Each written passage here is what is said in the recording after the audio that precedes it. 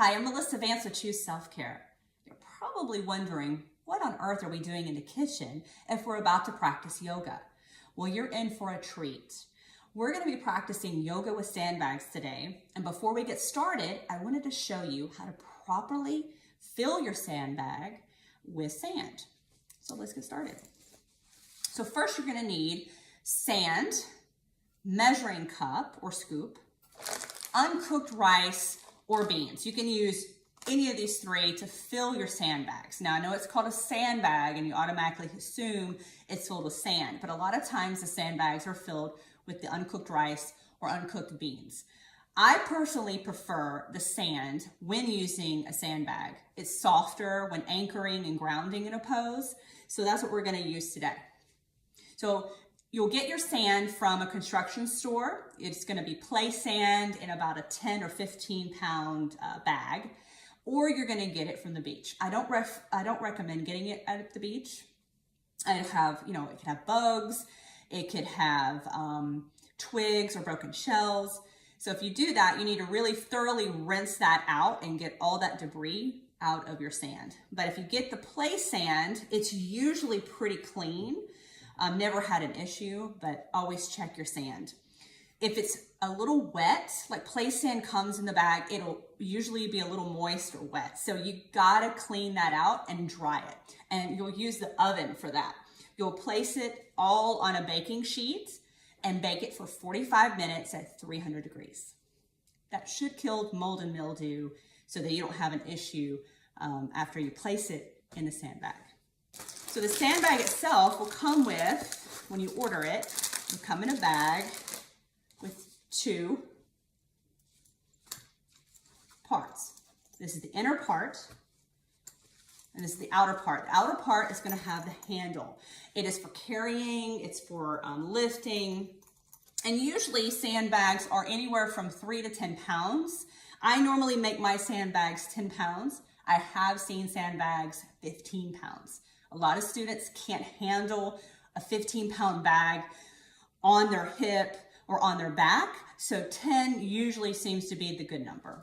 If you have a client or a student that needs really light grounding, then you can always take sand out and make a 3-pound bag. So to get started, you take the inner liner, and it has a zipper, so you want to open it up.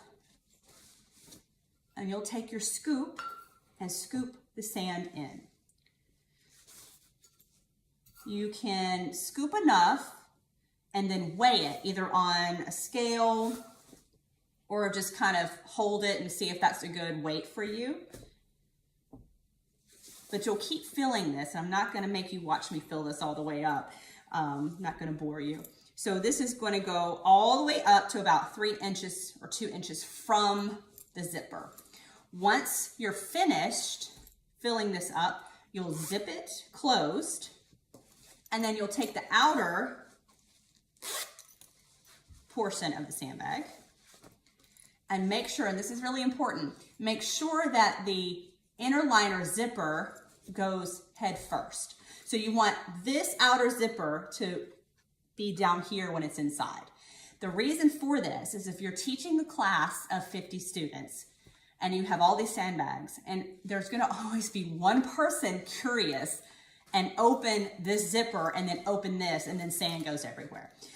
I don't know what it is about the curiosity or what's in a sandbag, but it prevents the leaking. So you'll put the inner portion, zipper goes first. So once you get that in, after you've filled it all up, it'll look something like this. So this is a nice sturdy sandbag, and you'll just kind of hold it. You'll ground your feet, and you'll see if that is a good weight for you. If it's too intense, just take the inner lining out and get some of the sand out.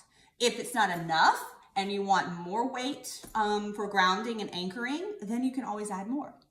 And an additional note, and what I like to do is I like to use essential oils. There are essential oils that will help prevent mold and mildew, like tea tree or melaleuca. I like to do some blends like cinnamon, wild orange, what else? I like to use peppermint for the smell. But you can place the essential oil on the sand, 1 drop in the bag, and then shake it. Tea tree and melaleuca will help prevent mold and mildew. So that way your sandbag will last longer and you won't have that stinky mildew smell. And you don't want that in a yoga class. So next up, we'll show you some yoga poses to use with the sandbags, and they're really nice. So stay tuned. Now that you've filled your sandbags and you're ready to incorporate them into your restorative and yin practices, David and I are going to show you a few of our favorite poses to use the sandbags to ground and deepen the pose. So let's get started. In mountain pose, Tadasana, we're going to ground through all 4 corners of our feet. And to help us feel what it means to anchor and to ground into the earth and to our mat, we're going to use a sandbag. Placing it gently on the tops of the feet will allow you to feel more anchored in this pose. The first pose is child's pose.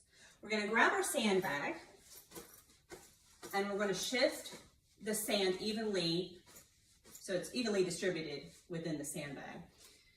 And in child's pose, we're going to horizontally place the sandbag over the sacrum.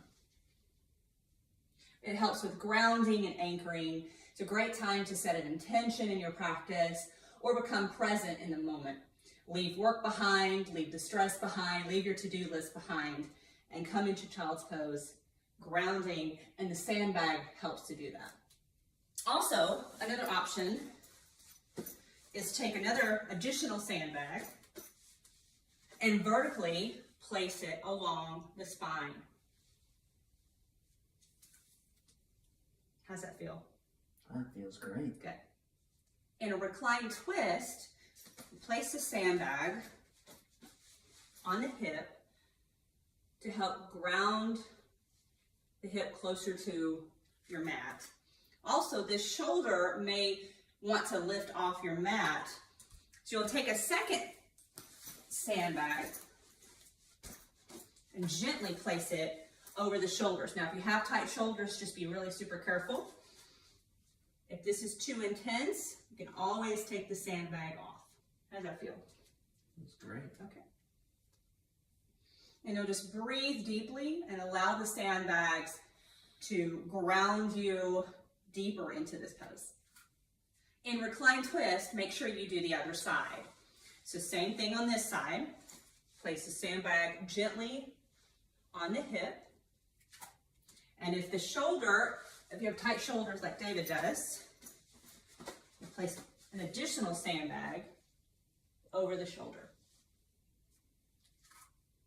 Relax and allow the sandbags to ground you on this side. The next pose is bound angle pose or butterfly pose.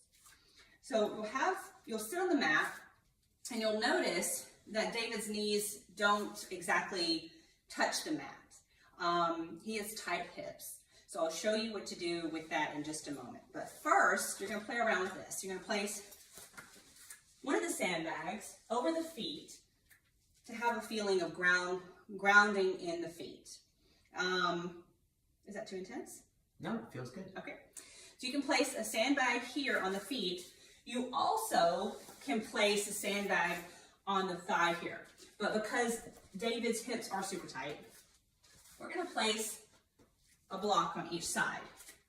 So it'll allow him to still get the grounding feeling of the sandbags without damaging his knee or bringing him discomfort. We don't want discomfort in a pose. Well, discomfort is different than pain, but we just don't want to tweak his knee. Is that okay? Yes. Okay. Feels good. Lift the crown of the head, straight spine, and it's important, as you can just see, the sandbag slid down. So you want to make sure you disperse the weight of the sand evenly so that it hugs that thigh. There you go. In straddle pose, we're going to place the sandbags on the thighs to improve external rotation of the legs and also to help your tailbone stay down onto the floor. Once you get into this position and you feel grounded, spine lengthens, crown of the head lengthens.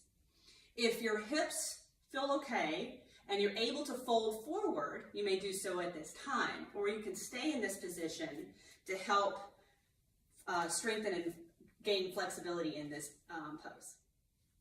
In reclined hero's pose, we're going to encourage the quadriceps and the hip flexors to relax and stretch in this pose. Now, before you get into this pose, just go slow. If you have knee discomfort or any pain, make sure you come out of it. You want to walk with this pose is very therapeutic, but you want to definitely work with a qualified yoga teacher if you do have knee discomfort. So we're going to place a sandbag here, and it's going to help those quadriceps and hip flexors to just relax and stretch. Keep breathing. There you go. So in legs up the wall pose, you're going to get your tailbone as close to the wall as possible. You're going to bring your legs together and your feet are going to be flexed. Your hands are by your side. You're relaxed. This is a mild inversion. Really great for circulation and calming the nervous system. And you're going to gently place the sandbag with sand evenly distributed over the feet. This is going to help ground the hips, ground the sacrum into the floor. Next pose is Shavasana. In order to sink deep into your stillness in Shavasana, you can place a sandbag at your pelvis. Be very gentle when placing the sandbag at the pelvis area. This allows the low back to sink deeper and ground. Now, some people think that this may be too intense, and if that's the case, instead, you can use your sandbag to help ground your arms into your mat.